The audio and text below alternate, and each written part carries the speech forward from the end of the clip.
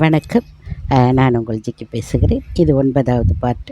இப்பொழுது நான் பேசிக்கொண்டு வந்த விஷயங்கள் அனைத்திலிருந்து ஓரளவு விடுபட இது என்னென்னா, இதெல்லாம் நீங்கள் சொல்கிறீங்களே நாங்கள் செஞ்சாக்கா நாங்கள் சாவே எங்களுக்கு கிடையாதுன்னா, கண்டிப்பாக இல்லை. நம்ம கடவுள் இல்லை. வாழும் நாட்களில் கஷ்டமில்லாமல் நீங்கள் வாழ வேண்டும். அதற்குண்டான வழியைத்தான் எனக்காக இருந்தாலும் சரி, உங்களுக்காக இருந்தாலும் சரி, அதைத்தான் நான் சொல்ல முடியுமே தவிர, மற்றபடி இப்படிலாம் இருந்தீங்க, சாவே கிடையாது அப்படிலாம் சொல்ல முடியாது.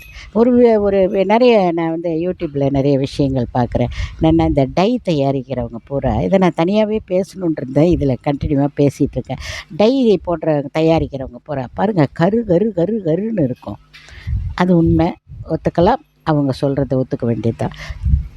கடைசி வரைக்கும் முடி கருப்பாகவே இருக்கும். அது அவங்க எப்படி அதை சொல்கிறாங்கன்னு தெரில. முடி என்றால் வளர்ந்து கொண்டே இருக்கும். வளரும் இடங்கள் வெள்ளையாகத்தான் வரும் அந்த ஒரு குறிப்பிட்ட வயதுக்கு அப்புறம். அது எப்படி கடைசி வரைக்கும் அப்படி இருக்க முடியும்? கருப்பாகவே எப்படி இருக்க முடியும்? இதை நீங்கள் அது கொஞ்சம் நாளைக்கு நின்று வரும் அப்படின்னா, அடுத்த முடி நீங்கள் ஒரு டை அடிச்சிங்கன்னா 10 நாள்லேயே அது அதிகமாக வளரும். அதோட வேலையை அந்த முடி அதோட வேலையை பார்க்கும் இல்லையா? அப்போ எப்படி அந்த முடி வெள்ளையாகத்தான் இருக்கும். அதை எப்படி அவர்கள் சொல்லுகிறார்கள் என்று எனக்கு தெரியவில்லை.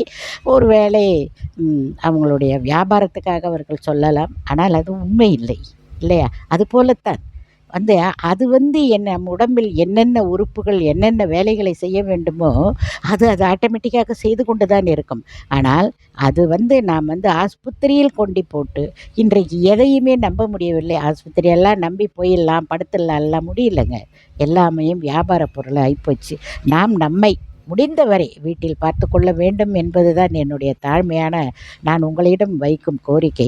அதற்காகத்தான் இவ்வளவு பேசி கொண்டு இருக்கிறேன். ஏன்னா நீங்கள் பார்க்க மாட்டேங்கிறீங்க, உங்கள் உடம்புகளை பார்க்க மாட்டேங்கிறீங்க. பிள்ளைங்க பிள்ளைங்க பிள்ளைங்க பிள்ளைங்க புருஷன் பிள்ளைங்க அப்படியே ஓடுறீங்க இல்லையா? வேலை ஆஃபீஸ் காசு பணம் அப்படி போகிறீங்க. அதுக்காக சொல்ல வரேன். அடுத்த 10வது பார்ட்டில் மற்றதை பேசுவோம்.